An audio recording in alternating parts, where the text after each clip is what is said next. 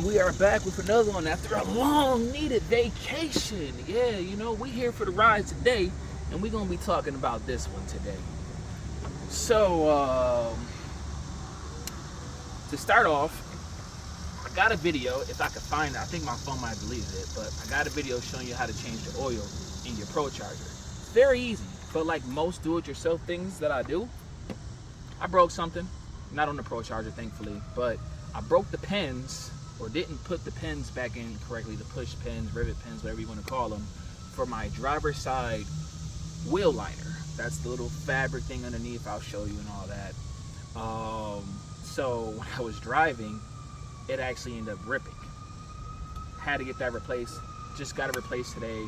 Bought the part itself, OEM, from Mopar Parts website, genuine Mopar Parts website. I think it cost with shipping about $150 or $145, something like that. When I record, it would be super loud. Whatever, we're gonna keep going. And I just got installed for $55 at C&J Automotive, which is great. So that's some good news. Now, the whole reason y'all here, let's talk about that. All right, so we have the Jeep Procharge now, as some of you that follow on Instagram or see me in person pretty much know.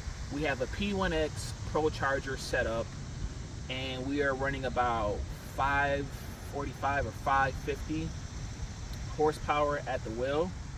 We are also about 494 torque at the wheel, I believe. And unfortunately, due to me not having a fuel system, which I just purchased recently now and I'm waiting for it to come in, without having a fuel system, had to kind of get the gears down tuned a little bit just because I'm running a stock fuel setup.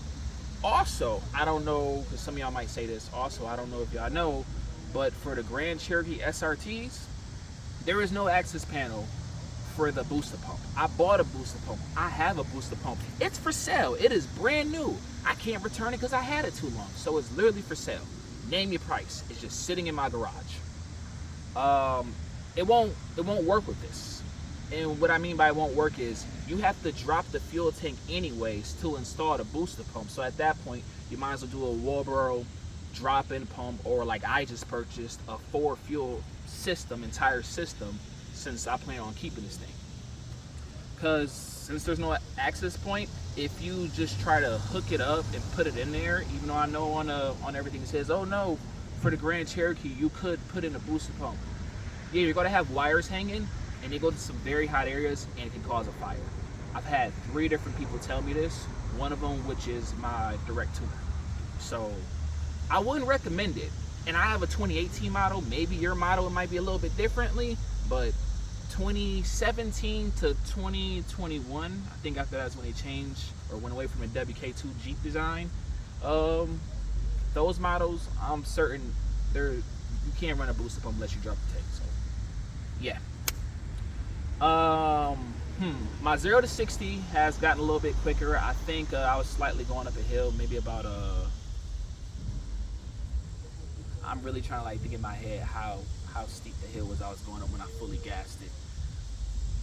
I got a 4.1 0 to 60, and it might have been like a grade of like 25% I was going up.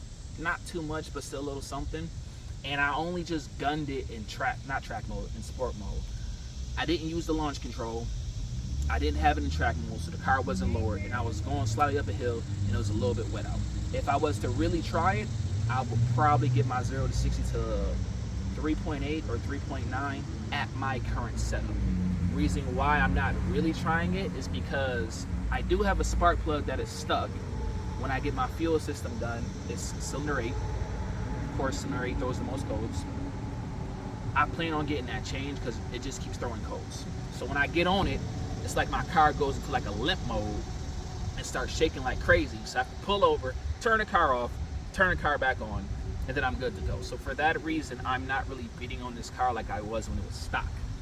But again, I kind of took a little back way of trying to get this Procharge set up. Obviously, you know, I didn't have my fuel system or my extra fuel pump. All I had was a booster pump, which I couldn't even use. So, like I said before, I had to get the gears kind of lowered a little bit so I can handle all of this. And I'm throwing codes. If I did everything right the first time, like a East Coast Jeep SRT, I most likely wouldn't be having this type of problem at all because this thing's good. So hopefully after I get all this done very, very soon, maybe in the next couple months, whenever it comes in, because truck will be going for about a month. SUV, my fault. SUV, sport utility vehicle, will be going for about a month. And then when the part comes in, so maybe about 2 months, I should be all situated with it. And if snow's on the ground, and that will potentially be boost season, I can really get on it to see how it will really, really perform and give y'all those numbers and show you. On my Instagram and even on my YouTube, pretty much all my social medias, including my TikTok, I've dropped a 0 to 100 video with a Scat Pack charger, which the goal for me doing this build in general, I'll be honest with y'all, it wasn't to be a Trackhawk. Otherwise I would have did a Trackhawk swap, or I would have left it stock and sold it and then eventually bought a Trackhawk. The goal of this was to have all-wheel drive for if it snows, or for if I'm commuting somewhere. I'm not commuting, if I'm taking a trip somewhere and I can still take this vehicle with me and not have to worry about the weather that much. Because I'm not gonna lie to you, the Scat Pack, when it rained, and oh my God, does it rain in this area, I was sliding all over the road with 315s on the back, and I had Continentals and I had BFGs on the front. So I had the best grip I can pretty much get while still having my power to put down. And just how much it rains here, and the road, including the interstate, starts to flood a little bit. It wasn't working out well with the rain, and of course snow, which after the snowstorm I sold my charger and it really hasn't been no snow since. Yeah, the charger didn't do too well because the roads weren't plowed, of course.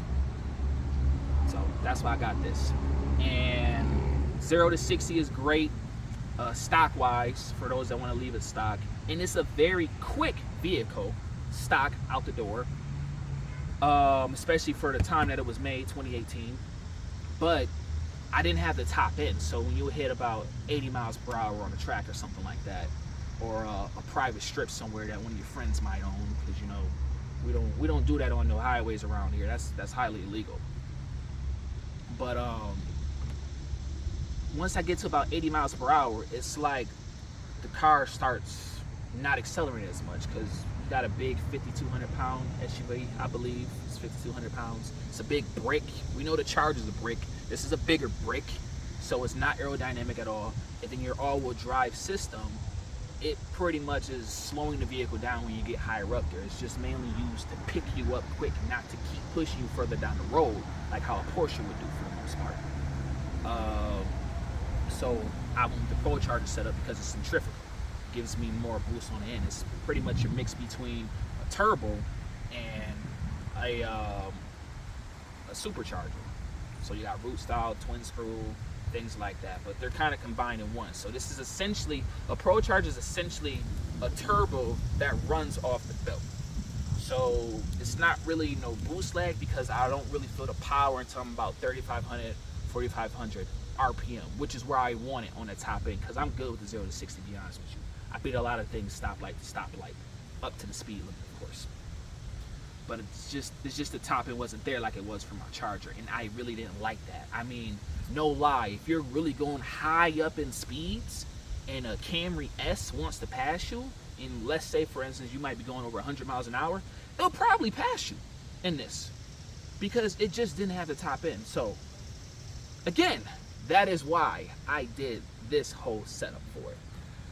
I don't want to go over the prices right now for you, because some money I've wasted, some money I didn't have parts I thought I had to spend extra money, and some things I just kind of done stupidly, to be completely honest with you. So when I give you a price breakdown, I want to subtract the dumb things I did from it to give you something more accurate. And of course the tuning, which I recommend if you Procharge, please, please, please, please go see a really, really good tuner that knows how to tune your Mopar vehicle or whatever Procharge vehicle you're running. Do not run the stock setup that you get sent from Procharger. This is not a hit at you, Procharger, but I am saying that a tuner will know what's best for your vehicle and 100% worth the money. 100%. Some tuners are expensive, some tuners aren't. Honestly, it depends on your area. And it depends on your budgets as well. Everybody has a different budget. Me building this, didn't have Trackhawk money. So I built this instead. Take my time, find deals. Honestly, the Procharger I got on Facebook Marketplace, it was a deal. Wind, do not knock over my camera. Please do not. Cool, it did.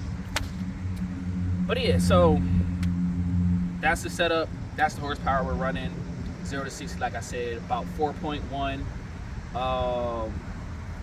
It's gotten up to the track about 128 miles per hour, and I will admit I got there way faster than I would have stock, but without the fueling I need, and without having to retune after I get my fueling set up and getting that spark plug change, which is kind of hindering me in a way, it's not performing how I believe it should. So when I get that done and situated, of course, I'll keep you all updated on that. But other than that, I would like to say thank you for watching the video. I know some of it might have been run on talking. I don't do scripts. I probably should, but I do not do scripts and rehearse and write when I do my videos. Honestly, I go off the top of the head with it, based off my memory, based off what I know. If you want to stay in touch or you have any questions, hit me up on Instagram, Here for the Rides, or even TikTok. I'm gonna be honest with you though, TikTok is just to get views to go to my Instagram. Instagram's the only thing I'm usually on all day, or whenever I have free time for the most part. That's my main social media. But other than that, y'all have a great day, and we here for the rides. See ya.